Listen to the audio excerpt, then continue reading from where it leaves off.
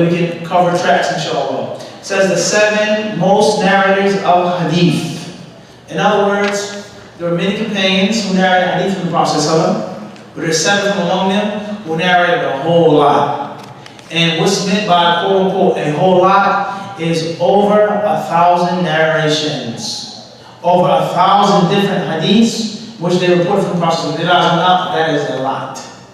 If someone was your friend for 10 years or 20 years, and they wrote a book, and they had 1,000 statements, or 1,000 stories of what you did, or 1,000 different adventures of you and him, it has no doubt, that's a great thing, right or wrong.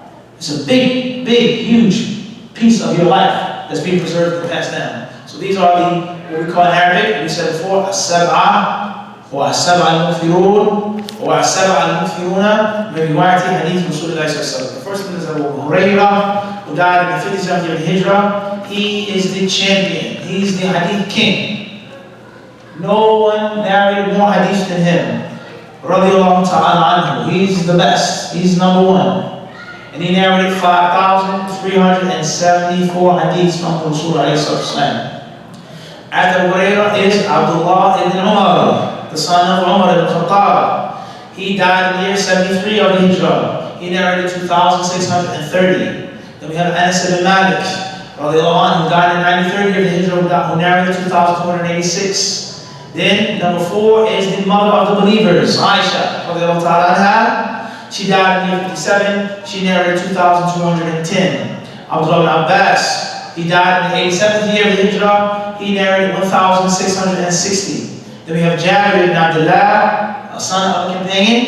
He died in the year 70 of the Hijrah, and he narrated 1,540. Last but not least is Abu Sa'id al-Khudri, who died in the year 60 of the Hijrah, who narrated 1,170. If you pay attention here, and if you look, most of these companions, most of them, if not all of them, are youth. They're young. Abu Hurairah wasn't that young. Abdullah ibn Umar, shab. Anas, shab. Aisha, shabba. Abdullah ibn Abbas, the Prophet died when he was just reaching puberty. Very young man. Jabir ibn Abdullah, son of a companion, youth. Abu Sa'id al-Khudri, not that young. I know him. Is the point I'm trying to get across is, look at the people who spread the sunnah, who passed the sunnah down to the next generation. Look at the people who bore Islam. They were not old men or old women. They were people just like you, Abdurrahman, your age. Young guys like this, sitting in the Prophet's masjid, jumping on his back, running around, riding a horse, riding a donkey. They were young. So this goes to show us that this would be a means of inspiration for the youth. And it's also a lesson and a means of admonishment for the older brothers who say, oh no, he's too young to teach. He's too young to have a halaqah. He's too young to give the khutbah. Don't let the shabab do anything. No, he's too young. He's stupid, he's foolish, he doesn't know anything. He's a boy, he's a child. Until when will you say that, Adawa? Ila mata? When are you going to keep calling him a boy? What? Until he grows up, and when he wants to be a man, and he wishes to grow up and step up and take responsibility, that cloud is over his head. You're nothing but a walad. Don't forget it. It has an effect upon children when you constantly call him boy. He's a boy, he's a child. That's not the sunnah. The Prophet ﷺ called his stepson, Muhammad ibn Abi Salama. He said, Ya ghulam. He says, oh young man. He didn't call him a boy. What did the Prophet say to Abdullah ibn Abbas? Ya ghulam, inni u'allimuka kalimat. He called him a young man. So the way of the Prophet ﷺ is to instill a sense of worth and value in people. The way of the Prophet ﷺ is to instill a sense of maturity in people. And the way of ignorant people who follow their culture, which has nothing to do with Islam, is to belittle and degrade people. Don't even think about that, you're just a boy. You're just a little girl, don't even think about it. No, stay in your place, mind your business. That's not Muhammad sallallahu alaihi wasallam's way. And Allah has no doubt, this is one of the reasons, not the only reason, but one of the reasons why the Muslims are so messed up today. It's because the Sunnah says go right, And the culture says go backwards, not even left, go back. And we follow our culture. It's not how our parents did it. It's not how our fathers did it. It's unknown. It's not what our ulama say. Tayyib, if we have a hadith of the Prophet that clearly shows, with all due respect to your ulama, that they were wrong, who would you follow? Your ulama or Muhammad alayhi salatu? So one of the reasons why the Muslims have suffered some of the things that they've suffered from is this concept right here. And that wasn't the Prophet or the way of his companions. Umar radiallahu anhu at his majlis, he had the young Sahaba, Hadith Sahaba. They were on his board of advisors. Those who memorized and who learned, he would ask them what they thought. People today, what? You're not 40? You're only 30? Get out. Right around my dad. You have no value in this meeting unless you've reached a certain age. Allahu Musta'an. So therefore, we want to encourage the youth. May the next subhanahu wa ta'ala. We also want to teach the older brothers and older sisters is to not treat the youth of Islam like that. If you see them doing something wrong, then teach them, instruct them, take them by the hand, show them what's right, with gentleness, with kindness, and with wisdom. And if you see that a youth has talent and has a promising future, and they have the ability to do something to make a change, you should push them forward. You should be happy. You should take pride in this 16-year-old, and this 20-year-old. He's 18, he's memorized the Quran and he's the khutbah. Bismillah, why not? Why hold back? Are you more wise than the Prophet? Are you more just for Islam than the Prophet? Did you know more than the Prophet? He allowed it, why don't you allow it? So this is something that is very sad. We find many masjids, many Muslim communities, many Muslim countries, they have no respect or no regard for the youth. Wallahi, I don't know who you're expecting to lead this land and then take the reins and then take the responsibility if you constantly suppress them and disrespect them. I don't know, man. Knowledge, honor, responsibility, all of these virtuous characteristics are instilled in the child at a young age. You teach your son at a young age, you don't play like that. You don't play with this toy. You don't dress like that. You don't scream, you're a young man, you're not a girl. You teach them these things. You teach a young girl at a young age how to dress like a lady, how to sit like a lady, how to talk like a lady. You're a Muslimah. You're not the same as those girls that you play with in the playground. You're different. You teach her at a young age. So she grows up, and she's already trained and nurtured and nourished upon khair. Wallahu ta'ala. Moving on. We have some lines of poetry. Which a author, he says, وَالْمُكْثِرُونَ فِي رِوَايَةِ الْخَبَرِ أَبُو هُرَيْرَةَ إِلَيْهِ بْنُ عُمَرَ وَأَنَسٌ وَالْبَحْرُ كَالْخُدْرِيِّ وَجَابِرٌ وَزَوْجَةَ النَّبِيِّ. Which is an easy, simple way to memorize their 7 names. The author, he says, As-Suyuti, rahimahullah, Hafidh As-Suyuti, he says, وَالْمُكْثِرُونَ فِي رِوَايَةِ الْخَبَرِ. Those who narrate over 1,000 hadiths. Abu Hurairah. Following him is Ibn Umar. Wa Anasun, number 3. Wal Bahru. Al Bahr, he says the sea. He's talking about who? Who's the sea? Abdullah Abbas. Abdullah Abbas is who? His nickname is the sea. That's how deep his knowledge was. He was like an ocean of ilm, hadith, fiqh, tafsir. So much that Ibn Abbas gave. Number 4 is who? Or number 5 is, he says what? Kal-Khudriyi, yani Abu Sa'id. He says number 6, وَجَابِرٌ وَزَوْجَةُ النَّبِيِّ. In other words, they're not all in specific order, but these are the 7. Alright, everybody got this? Let's try to say these lines of poetry together, inshallah. Everybody ready? Everybody follow after me, inshallah. وَالْمُكْثِرُونَ وَالْمُكْثِرُونَ والمكثرون والمكثرون والمكثرون في والمكثرون في والمكثرون في روايتي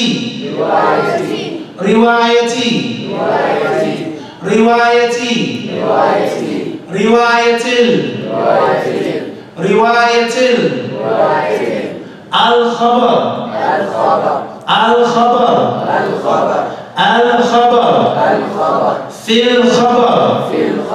في الخبر والمكثرون في رواية الخبر والمكثرون في رواية الخبر والمكثرون في رواية الخبر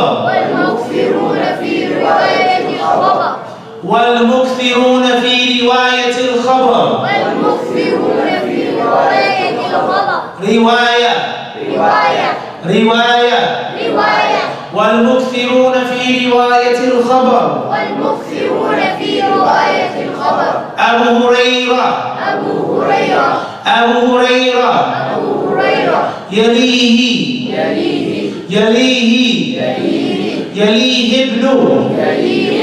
يليه ابن عمر والمكثرون في رواية الخبر أبو هريرة يليه ابن عمر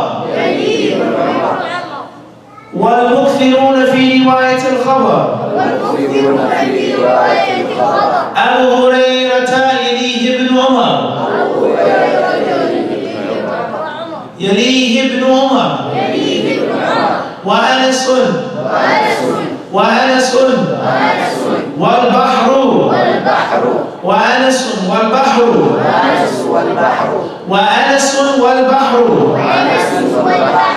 كالخدري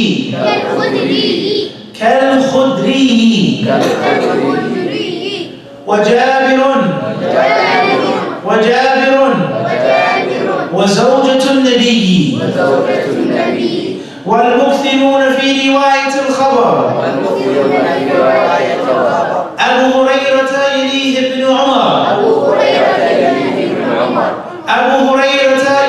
ابن عمر وأنس والبحر كالخدري وجابر وزوجة النبي. طيب, who's memorized this? Anybody? Anybody want to give it a shot? Anybody brave enough? Who dares to be great? Takes courage. Adawa doesn't count, mashallah. Adawa is walillahi alhamd. Adawa. Fadl. والمكثرون في رواية الخبر أبو هريرة يليه ابن عمر وأنس وبحر كالخدري وجابر وزوجة النبي. ما شاء الله تبارك الله. أحسنت يا سلام. فضل عداوة. يلا. والمكثرون في رواية الخبر أبو هريرة يليه ابن عمر وأنس والبحر كالخدري وجابر وزوجة النبي. أحسنت, جزاك الله خير. Who's next? What's next choice? تفضل يا يحيى. المكثرون في رواية الخبر أبو هريرة يليه ابن عمر وأنس والبحر كالخدري وجابر وزوجة النبي. أحسنت, ما شاء الله. تفضل. What's your name? عبد الغفار. ما شاء الله. والمكثرون في رواية الحديث في رواية الخبر أبو هريرة يليه ابن عمر وأنس والبحر كالخدري وجابر وزوجة النبي. ما شاء الله تبارك الله. Come give me a handshake. High five. ما شاء الله. أحسنت. Come on stage. أحسنت. ما شاء الله. عافية. يلا. High five. ما شاء الله تبارك الله. يحيى, come on. يلا. You gotta get up. You want everybody to see your accomplishment. You don't want people to be inspired by you. Allahumma salli. That's not a good shyness. Fine. Anybody else memorized? The name is enough. Farah. Well, you happy? Ameen. Fine. Anybody else before we move on? Khair, inshallah. It says here some reasons behind. فضل على وفي رواية والأثر صح. في أكثر من بيت. أحسنت. It says here some reasons behind these companions narrating so many hadiths, even though none of them are from the senior disciple of the Messenger of Allah. In other words, brothers and sisters, this is a problem. Somebody may make a problem out of this. How do we have 7 companions None of them were old. None of them were from the early days of Islam. And they narrate the most hadiths. Perhaps these hadiths are false. Maybe they're fabricated. Maybe they're really not true. Why did Abu Bakr narrate these hadiths? And he was with them day and night. Reasonable or not? Without a doubt. Whether it's true or not, but it's a reasonable doubt. Why did Ibn Mas'ud, Sa'd ibn Waqqas, Ali ibn Abi Talib, he accepted Islam as a child? Some say he was the first to accept Islam. He didn't narrate no hadiths compared to what they have. Khadija, radiallahu anha, Bilal, and the list goes on. Ammar. Everybody understand this? Everybody understand the issue or not? You understand the doubt? The problem is, you have Ibrahim, many friends, okay? You have 5 friends who knew you since you were a young child. They went to the same school, they played soccer together, they used to drink chocolate milk together, they saw you go to elementary school, middle school, high school, college, they saw you grow up and get married, get a job, and become an old man and die. Sahih? Everybody understand this? Everybody with me? These 5 friends. And then you have 7 friends who only met you in the last 10 years of your life. They were only with you for 10 years, some 7 years before you passed on. The first 5 friends, they only narrated a few stories from you, a few statements. Ibrahim was like this, he's like that, he got good grades in school, he used to eat corn puffs in the morning, so on and so forth. Sahih? Then we have 10 people who came in the latter years of your life, and they told me 1,000 stories about you. 1,000 statements that you made. There lies no doubt. You're going to say, whoa, slow down. His best friends that were with him from early days, they don't say this about him. So it has to be something that's questionable about what those students later on, or those friends later on. Everybody got the point? Everybody understand the issue? Before we move on, very important concept, brothers and sisters, as students, as laymen Muslims, is that before you refute and before you debunk something or rebuke something, you have to understand what is being said. You have to understand what is being said. The doubt is, why are these junior companions narrating so many hadiths and the major senior companions haven't? Everybody understand this? Right. The first reason is, it says, none of these companions had major responsibilities, such as political posts and positions like those of the senior companions, such as the 4 caliphs. In other words, when you're busy, working, leading, guiding, doing things of major responsibility, you're not going to be as free to teach and to learn and pass on. Everybody understand this? Abu Hurairah was not the Khalifa. Aisha was not a Khalifa. Ibn Umar was not a Khalifa. Ibn Abbas was not a Khalifa. This man, he's planning a major campaign for the Muslims. He's doing this with the Muslims. The Baytul Mal and so on and so forth. He's busy day and night. He doesn't have as much time to pass on what he heard, even though he did hear more than Abu Hurairah, and more than Anas, and more than Jabir, because he's older, he was with the Prophet even more. However, he was more busy. It's like your father and you. You can go to the you go to the library, sit and read and study, but your father doesn't have as much time to study because he's taking care of you. He's paying the bills, he's making sure the lights are on and the water is running. He's busy working 8 hours out the day, 6, 7 days out the week. He's not as free as you are. So this is the first reason. And I was about this in my sentence. And it's very important for us to understand, Adela, if you want to seek knowledge, if you want to be successful in seeking knowledge, you must be free for knowledge. You have to sacrifice for ilm. If that means money, if that means your family, your children, or this and that, you have to sacrifice. Knowledge doesn't come on a silver platter. It doesn't come when you live in a normal life. It may sound harsh, but it is a bitter reality. Even in the dunya, in the worldly life. Do you think these basketball players, these millionaires, these athletes, do you think they have normal family lives? Do you think their children get to see them every single night and every day? Of course not. Read their lives. Their children will tell you, my father's touring, he's there, he's there, he's there, he's there. It's a sacrifice. You want to be this famous big person? You have to sacrifice something. You want to seek ilm? You You want to learn ilm, you want to pass on ilm, you have to sacrifice. So therefore these companions, they sacrificed the dunya. And other companions, they had responsibilities that they had no choice in doing. Everybody clear on this? And I cannot express in words how important this is for the tulabul ilm. You cannot go overseas thinking you're going to work 8 hours out the day and be a successful student of knowledge. It's a dream world. It's a fantasy. It doesn't work like that. It's not going to happen. Snap out of that dream. Adawa. There's no comfort. If you don't want to say, tell the student of knowledge to buy a pair of iron sandals.